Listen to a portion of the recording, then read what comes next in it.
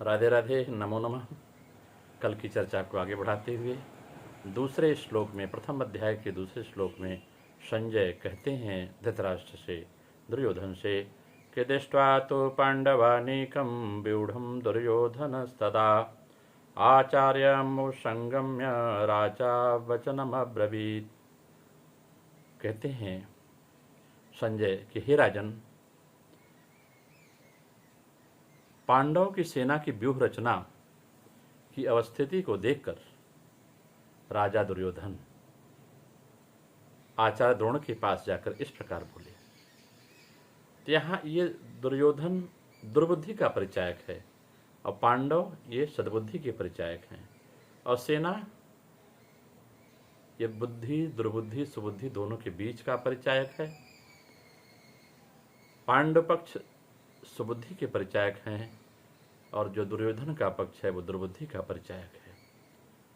इसकी आध्यात्मिक व्याख्या करें हम तो सेना माने पूरी शरीर, सिर से लेकर पैर तक, हाथ, पैर, आँख, अंग, उपांग जितने भी हैं, 5 ज्ञानेंद्रियाँ, 5 कर्मेंद्रियाँ, रसनातन मात्राएं, ये सब सेना के स्वरूप में हैं। और ये देह के प्रत्येक अंग प्रत्यंग सैनिक हैं और यही नाना प्रकार के विषय संग्रह की चेष्टा करती हैं। और इनके मूल में जो चेष्टा होता है, विषयों के संग्रह की जो चेष्टा होती है, इनके मूल में मूलतः मन होता है और वही मन इसका राजा है। जैसे हम अपने मन के राजा होते हैं, जो कई जन्म जन्मांतर की प्रवृत्तियां हमारे अंदर रहती हैं, वही हमारे विषय वासनाओं को घेरे रहती हैं। और जब काम रूप, जब मानसिक त्याग, काम रूपी दुर्मति जो है, ये सारे कर्मों का अधिनायक हो जाती है। और काम जो है हमेशा सद्बुद्धि वालों के विषयों में बैर रखता है।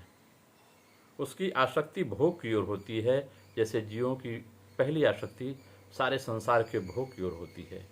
और जब सद्विचार रूपी बुद्धि सत्संग से, गुरुओं से उसके अंदर आती है, तब जीव भोग की नश्वरता को समझ जाता है और तब परमात्मा की ओर आकृष्ट होता है।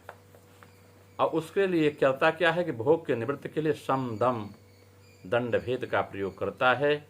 जब उसकी चित्तवृत्ति वहाँ जाती है तो जो दुर्बुद्धि विचारधारा है, जो पहले से मन, अरे यार करें या न करें, कैसे करें, यह करने से मन में खलबली मच जाती है, यह करेंगे तो क्या होगा। क्योंकि कर्म के संस्कार कई जन्म जन्मांतर से साथ साथ गमन करते हैं और यही कारण है कि संस्कार बड़े आग्रही होते हैं, बड़े जिद्दी होती हैं। कोई व्यक्ति अपने स्वभाव को जल्दी छोड़ना नहीं चाहता।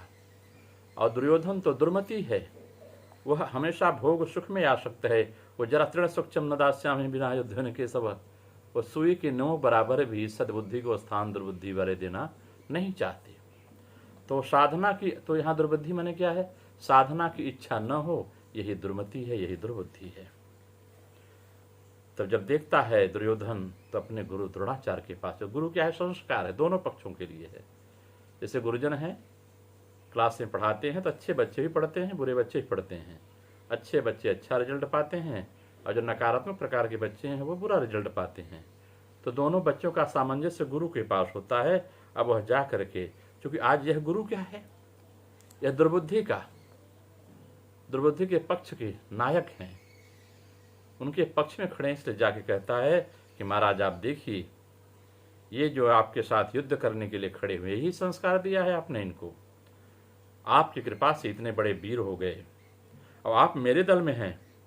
तो ये जो आपके सैनिक हैं, जो आपके शिष्य हैं पांडव, जो सुबुद्धि विचारधारा के आपसे युद्ध करना चाहते हैं और आपसे लड़ाई करेंगे, इनकी इतनी बड़ी स्पर्धा।